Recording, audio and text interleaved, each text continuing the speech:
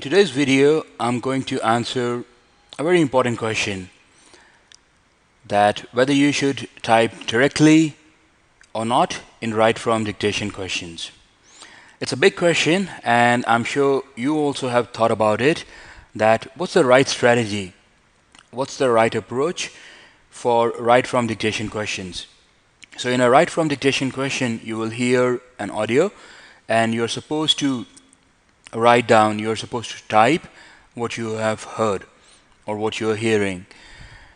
There are two ways that you can do this. You can either type directly into the exam software, directly into the screen in front of you, or you can first try to write down in your rough scratch pad, and after that, from the scratch pad, read it and type it into the screen. So there are those two approaches that you can take. Now, which one is better, or what exactly do we recommend? That's what I'm going to tell you in this video. Now, like I said, that the option one is type directly, and this is a good option if you are comfortable typing on the keyboard and you have a reasonably good typing speed.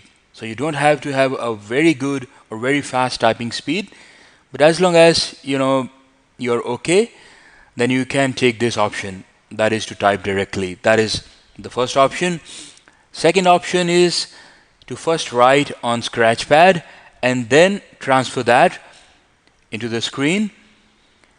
That is if you are comfortable writing with pen and you have a good writing speed when using the pen. Okay, so those are the two options. What's our recommendation? That you should type, but you should type as if you are writing on paper. I will explain to you what that means. So like I said, first we recommend that you type directly into the screen. Okay, you directly type on the keyboard what you are listening, but it should be as if you are writing on paper. So when you are writing on paper, if you hear a word and you have not been able to write that word fully, and then you hear the next word, then most people, 90% of the people, they will quickly start writing the next word. But when they are typing, then they just get stuck on the previous word, and because of that, they miss out on the rest of the sentence. So you should almost treat the keyboard like it's a pen that you are holding in your hand. So type directly, but move to the next word if you can't complete the previous word, and then in the end come back and complete those words and complete the sentence. Okay, so our recommendation is type directly, but the approach is almost like you are holding a pen in your hand and you will move to the next word if you have not been able to complete the previous word. You will not get stuck on a particular word. So we recommend.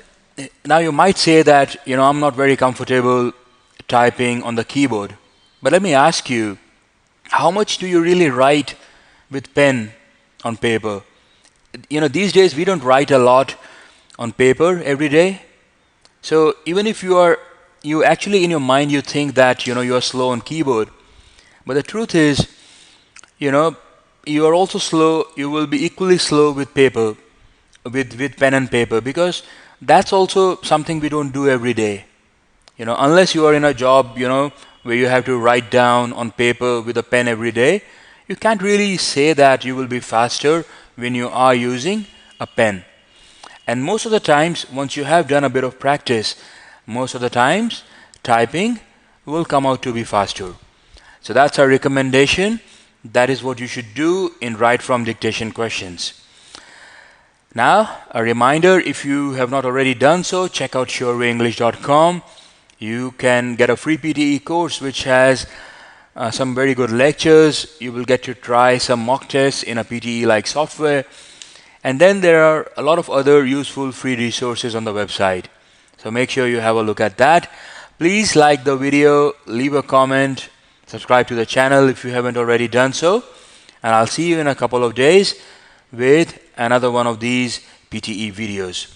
All the best. Keep practicing, keep learning, keep improving.